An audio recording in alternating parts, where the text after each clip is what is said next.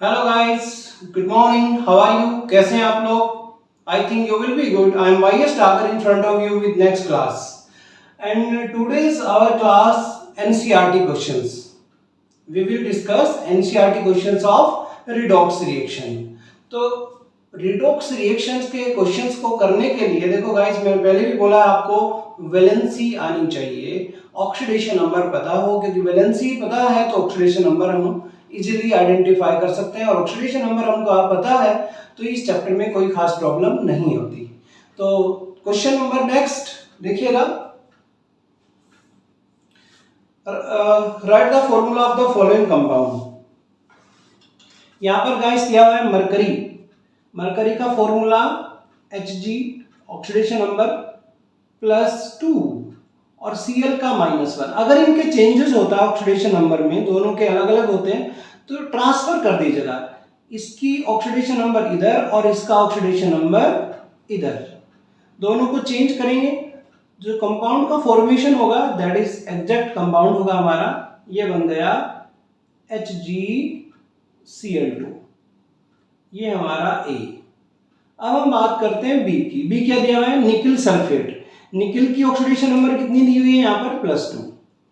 Na की कितनी है यहाँ पर? +2 Na। ये तो Na बना दिया मैंने। Na होता है सोडियम और Ni होता है निकिल। यहाँ पर आप Ni +2 और सल्फेट की भी होती है -2। दोनों की इक्वल है, ऑक्सीडेशन नंबर इक्वल है, तो आपको कोई चेंज करने की जरूरत नहीं है। आप सीधे लिख देंगे NiSO4 निकिल सल्फेट, ये बन जाता है निकिल सल्फेट। सी ऑप्शन की बात करें, ऑप्शन याद आ रहा है मेरे को, टिन ऑक्साइड। टिन Sn कितने ऑक्सीडेशन नंबर है यहाँ पर? +4 और ऑक्साइड यानी कि ऑक्सीजन की होती है -2। अब यहाँ पर ऑक्सीडेशन नंबर में चेंज है तो आप ट्रांसफर कर दीजिएगा भाई, इसकी ऑक्सीडेशन नंबर इधर और इसकी ऑक्सीडेशन नंबर इधर, दोनों को आप चेंज करोगे, कंपाउंड का फॉर्मेशन हो जाएगा दैट इज SN2O4, या आप इसको ये लिख सकते हो SnO2, टिन ऑक्साइड बन जाएगा ये आपका। सी डी दिया हुआ है thallium sulphate. Thallium oxidation number thallium का कितना दिया हुआ है यहाँ पर? फर्स्ट। Tl का तो हो गया फर्स्ट, और सल्फेट का -2। ऑक्सीडेशन नंबर चेंज, इसकी ऑक्सीडेशन नंबर इधर और इसकी ऑक्सीडेशन नंबर गाइस इधर, तो ये बन जाएगा Tl2SO4। Tl2SO4 thallium sulphate. Clear यहां तक? इसके बाद आता है आयरन सल्फेट। देखो आयरन का होता है Fe+2 और सल्फेट SO4 -2। यहां पर देखें +2 है, +3 है, ऑक्सीडेशन +3 है, इसका मतलब फेरिक है ये। फेरिक सल्फेट क्या करना चाहिए? ट्रांसफर द ऑक्सीडेशन नंबर, इसकी ऑक्सीडेशन नंबर इधर और इसकी ऑक्सीडेशन नंबर गाइस इधर, दोनों को चेंज करेंगे तो हमें मिलेगा Fe2SO4 का होल थराइस, ये बन जाता है फेरस सल्फेट, फेरिक सल्फेट, जिसकी ऑक्सीडेशन नंबर ज्यादा होती है वो इक, और जिसकी कम होती है वो अस, ऐसे यूज करेंगे। और अब लास्ट है, देख लेते हैं लास्ट में क्या दिया हुआ है। Iron sulphate chromium third oxide, Cr+3 oxide. Oxide means -2 होगी ऑक्सीडेशन नंबर, आप चेंज कर दीजिएगा क्योंकि चेंजेस है दोनों में, ऑक्सीडेशन नंबर इक्वल नहीं है, इसकी ऑक्सीडेशन नंबर इधर और इसकी ऑक्सीडेशन नंबर इधर, तो ये बन जाएगा guys Cr2O3 chromium oxide. It is a chromium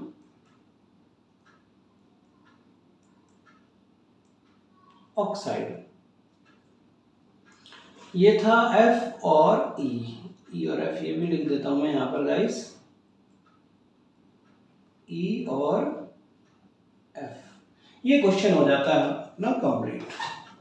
ठीक है गाइस, देखिएगा जब भी आप ऑक्सीडेशन नंबर किसी का फॉर्मूले का फॉर्मेशन करना हो आपको, तो गाइस सबसे पहले हमें ऑक्सीडेशन नंबर बताओ। Sulphate, carbonate, acetate, nitrate, nitrite, oxalate, इन सब की ऑक्सीडेशन नंबर हमको बताओ या वैलेंसी हमको बताओ।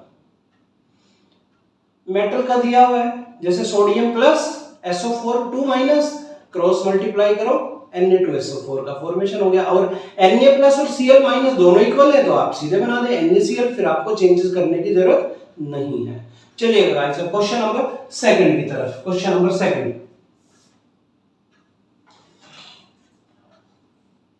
suggest the list suitable where carbon can exhibit oxidation state -4 +4। देखिएगा इसमें टाइम लग जाता है, ये आपको खुद सोचने हैं कंपाउंड्स।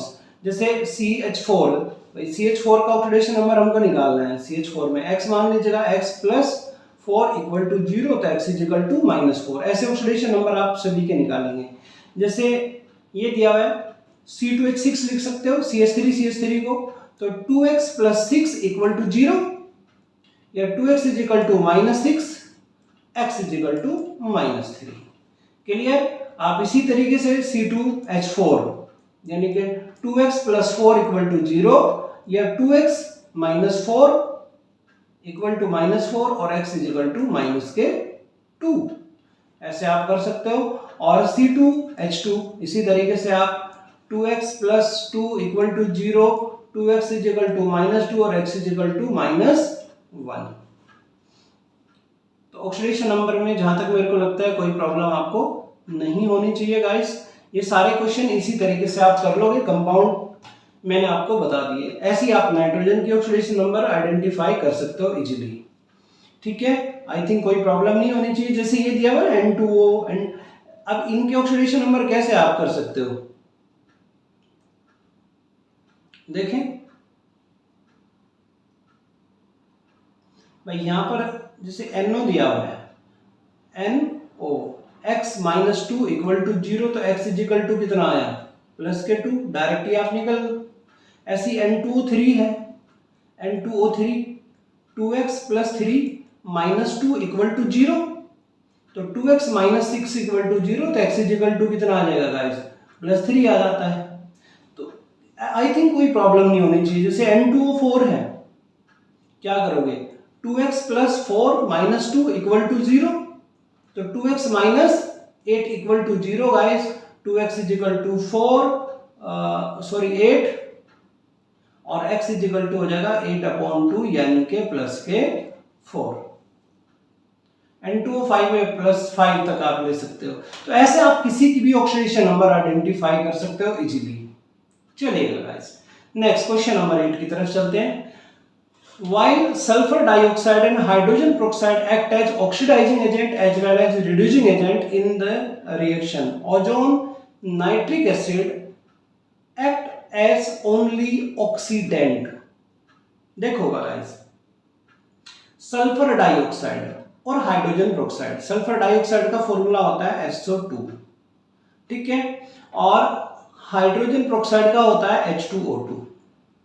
अब इनकी ऑक्सीडेशन नंबर अगर हम देखें, इसमें ऑक्सीडेशन नंबर अगर हम इनकी आइडेंटिफाई करते हैं गाइस, तो हमको इसकी ऑक्सीडेशन नंबर मिलती है +4 और हाइड्रोजन पेरोक्साइड में ऑक्सीजन की ऑक्सीडेशन नंबर होती है -1, यानी कि सल्फर की ऑक्सीडेशन स्टेट +4 से +6 भी हो सकती है और -2 भी हो सकती है, क्योंकि सल्फर की ऑक्सीडेशन नंबर -2 और मैक्सिमम +6 हो सकती है, जबकि इंटरमीडिएट है, यानी कि ऑक्सीडाइजिंग और रिड्यूसिंग दोनों की तरह वर्क करता है, ऑक्सीडाइजिंग और रिड्यूसिंग।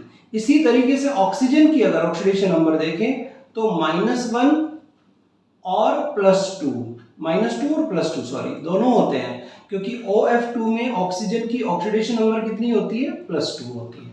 तो ये भी दोनों भाई माइनस में भी जा सकता है और प्लस में भी जा सकता है। तो guys hydrogen peroxide and ozone both are act as oxidizing agent as well as reducing agent. अगर लिखना पड़े तो आप ऐसे लिख सकते हैं, the oxidation state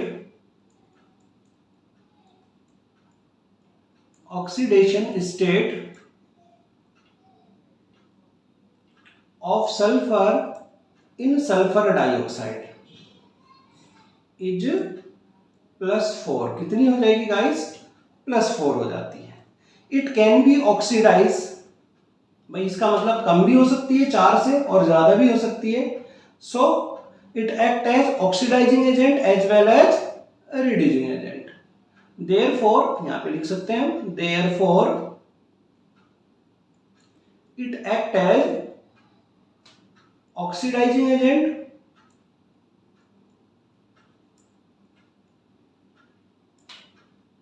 and reducing agent.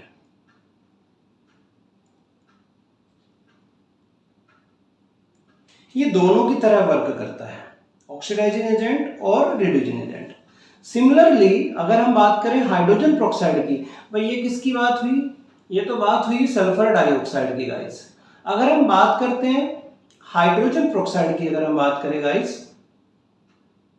H2O2, अगर हम हाइड्रोजन पेरोक्साइड की बात करते हैं तो oxidation state of oxygen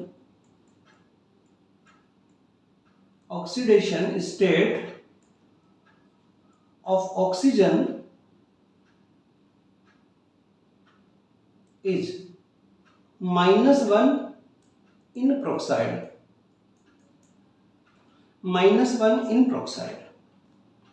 So it acts as oxidising agent and reducing agent, क्योंकि दोनों देखो यहां पर +2 भी हो सकती है इसकी और -2 भी, ऑक्सीजन की मिनिमम और maximum. So it act as oxidising agent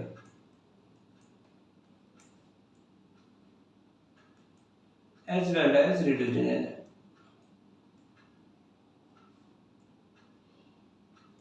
दोनों की तरह वर्क कर सकता है गाइस, क्योंकि यहां पर ऑक्सीडेशन स्टेट होती है इसकी -1. लेकिन ओजोन की अगर हम बात करें, किसकी गाइस? ओजोन. यहां पर देखिएगा, ozone and nitric acid HNO3 can only decreases, क्योंकि इसकी ऑक्सीडेशन नंबर देखो, ओजोन की यहां पर -2 होती है देखिए, और इसकी कितनी हो जाएगी यहां पर +5 हो जाएगी.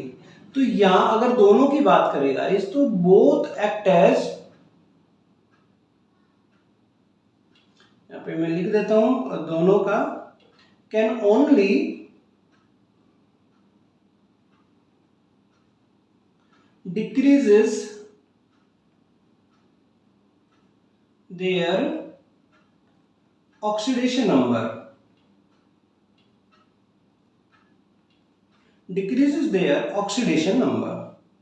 therefore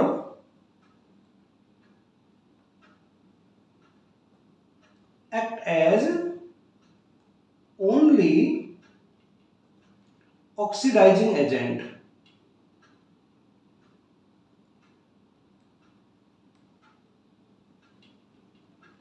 Act as only oxidizing agent. ठीक है गाइस, आई थिंक यहां तक मेरे को लग रहा है आपको कोई प्रॉब्लम नहीं होनी चाहिए. देखिएगा, किसी की भी ऑक्सीडेशन नंबर गाइस उसके वैलेंस इलेक्ट्रॉन से ज्यादा नहीं हो सकती. अगर जैसे HNO3 है, HNO3 में नाइट्रोजन की ऑक्सीडेशन नंबर +5 है और इसके वैलेंस इलेक्ट्रॉन में भी +5 इलेक्ट्रॉन होते हैं, तो +6 नहीं हो सकती किसी भी हालत में नाइट्रोजन की ऑक्सीडेशन स्टेट. यानी कि +5 से कम तो हो सकती है बट ज्यादा नहीं हो सकती. मतलब रिडक्शन हो सकता है, ऑक्सीडेशन नहीं हो सकता. और गाइस ऑक्सीडेशन नहीं हो सकता तो इसका मतलब ये केवल ऑक्सीडाइजिंग एजेंट की तरह वर्क करेगा, ना कि रिड्यूसिंग एजेंट की तरह. जबकि सल्फर डाइऑक्साइड में +4 होती थी सल्फर की ऑक्सीडेशन स्टेट, और सल्फर की ऑक्सीडेशन स्टेट आपको बताया कि -2 होती है मिनिमम और मैक्सिमम +6 होती है. यानी कि कम भी हो सकती है +4 से और ज्यादा भी हो सकती है. इसलिए दोनों की तरह वर्क करता है, ऑक्सीडाइजिंग एजेंट और reducing agent. Clear? Similarly hydrogen peroxide में भी यही केस होगा कि ऑक्सीजन की ऑक्सीडेशन नंबर -2 होती है, और जबकि आपको पता है कि ऑक्सीजन की ऑक्सीडेशन स्टेट -2 भी हो सकती है और +2 भी हो सकती है, OF2 में +2 होती है, तो इसका मतलब ऑक्सीडेशन स्टेट घट भी सकती है और बढ़ भी सकती है। इसीलिए गाइस यहाँ पर ये ऑक्सीडाइजिंग एजेंट और रेड्यूसिंग एजेंट दोनों की तरह वर्क करता है। तो क्लियर है ये क्वेश्चन, आई थिंक आपको अच्छे से समझ आ गया होगा। अब चलते हैं क्वेश्चन नंबर नेक्स्ट की तरफ।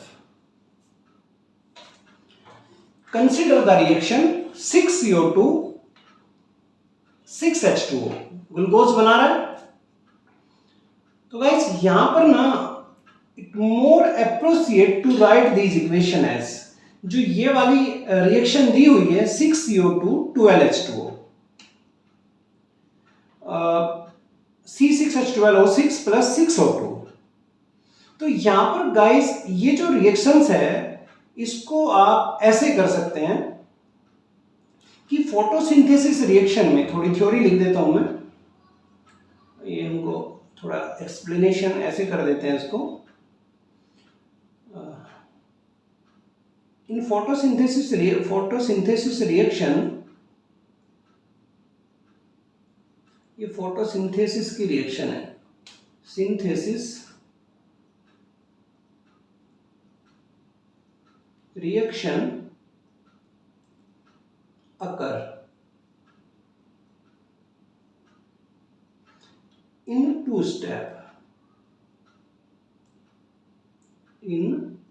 steps। ये जो रिएक्शन है गाइस 2 स्टेप्स में कंप्लीट होती है। फर्स्ट स्टेप में H2O डिकम्पोज होता है। इन फर्स्ट स्टेप, बिल्कुल धीरे धीरे आप समझते हुए चलेंगे। In first step H2O decomposes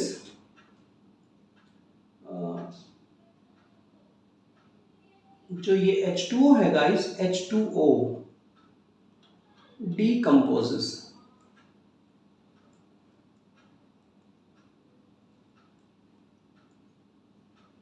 H2O का डिकम्पोजिशन हो जाता है किसमें, H2 और O2 में।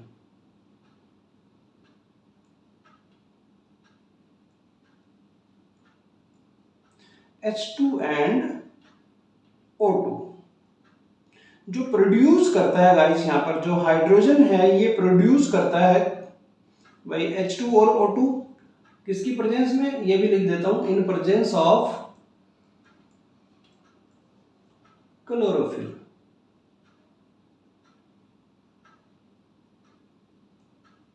In presence of chlorophyll guys. और यहां पर क्योंकि क्लोरोफिल की प्रेजेंस में होती है तो हाइड्रोजन रिड्यूस हो जाता है गाइस,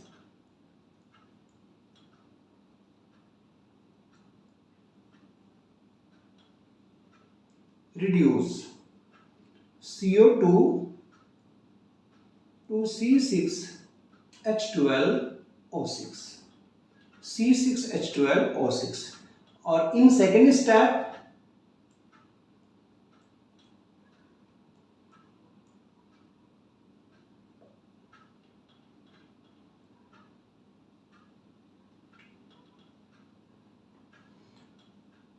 तो गाइज यहां पर देखें H2O molecule are also produced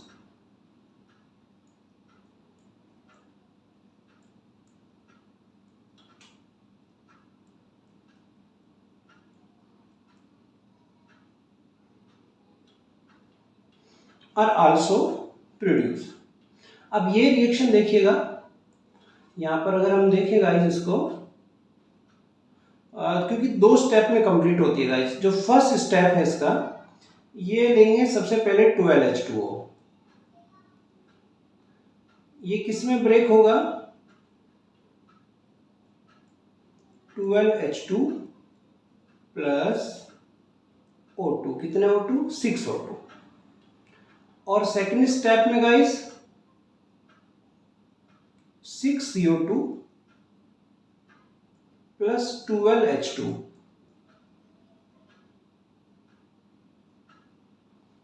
C6H12O6 plus 6H2O इसका फॉर्मेशन करता है। ये सेकंड स्टेप में कंप्लीट होता है। तो गाइस अगर इसको हम देखें कंप्लीटली, अगर हम देखें वो दोनों रिएक्शन को,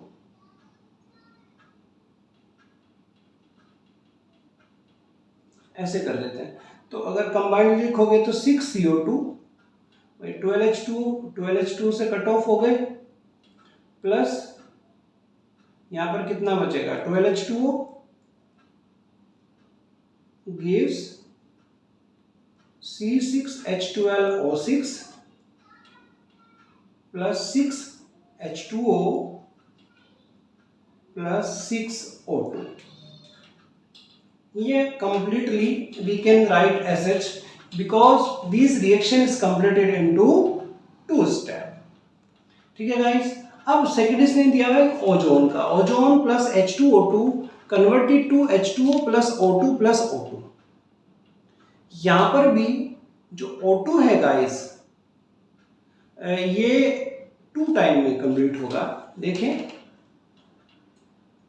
अगर हम इसकी बात करें सेकंड स्टेप में अगर चलते हैं, O2 is written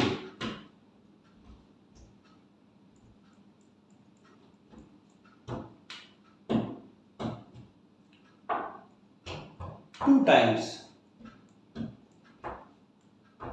is written 2 times in product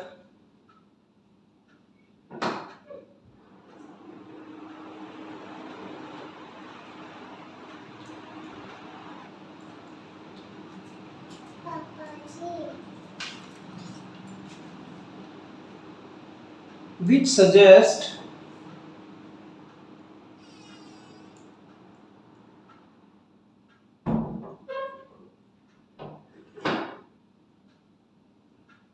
that oxygen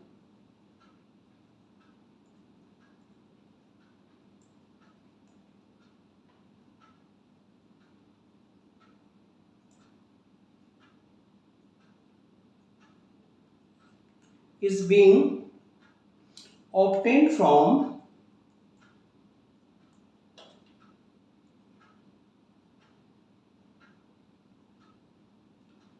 two reactant.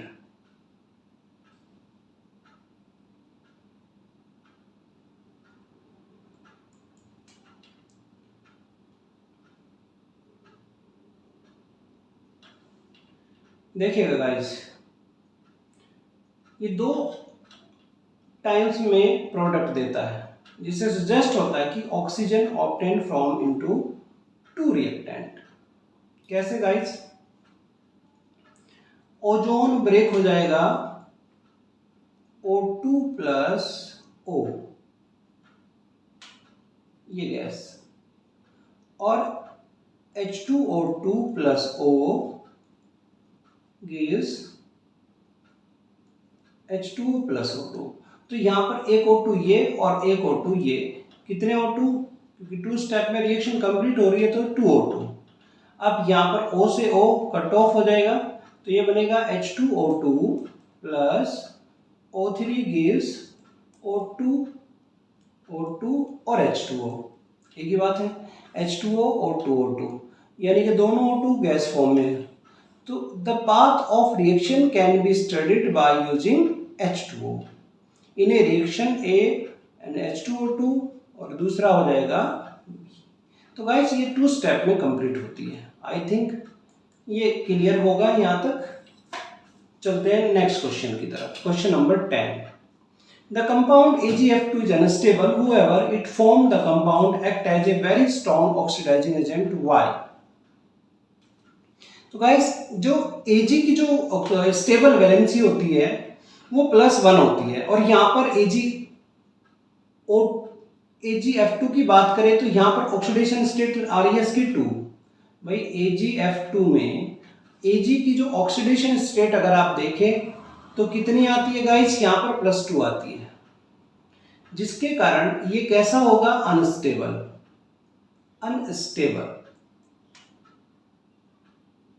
ये गाइस अनस्टेबल होगा। क्लियर? तो आप इसको ऐसे एक्सप्लेन कर सकते हो इस वाले क्वेश्चन को? इसका आंसर देखें। इन AgF2 oxidation state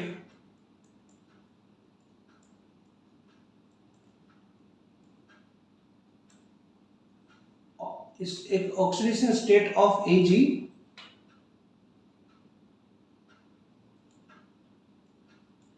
is +2, which is very unstable,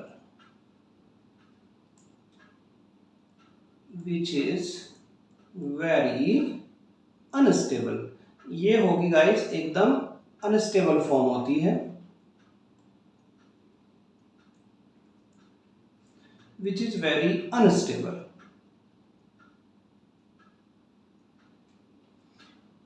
Therefore, it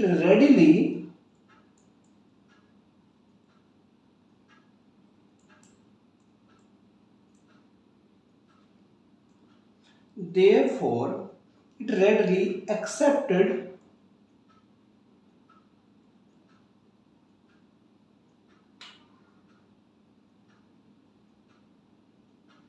an electron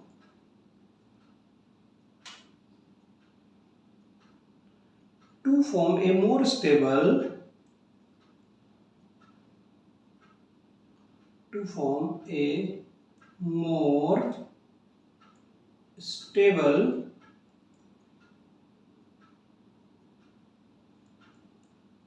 oxidation state. कितनी आ जाएगी guys? +1। More stable oxidation state कितनी आएगी? +1। ठीक है, आप इसको ऐसे कर सकते हो, Ag+2, एक इलेक्ट्रॉन गेन किया और ये बना देगा Ag+1। Therefore AgF2 form act as oxidizing agent। यहाँ पर जो AgF2 है वो ऑक्सीडाइजिंग एजेंट की तरह वर्क करेगा। तो therefore AgF2 act as strong oxidizing agent।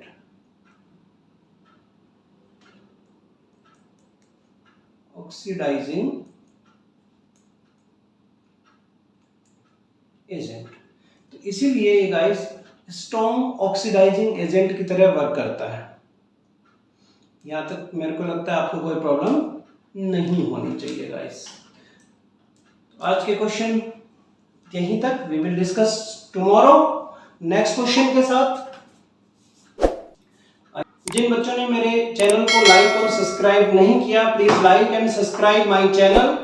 So we will discuss next question tomorrow. Tata, bye bye, good night.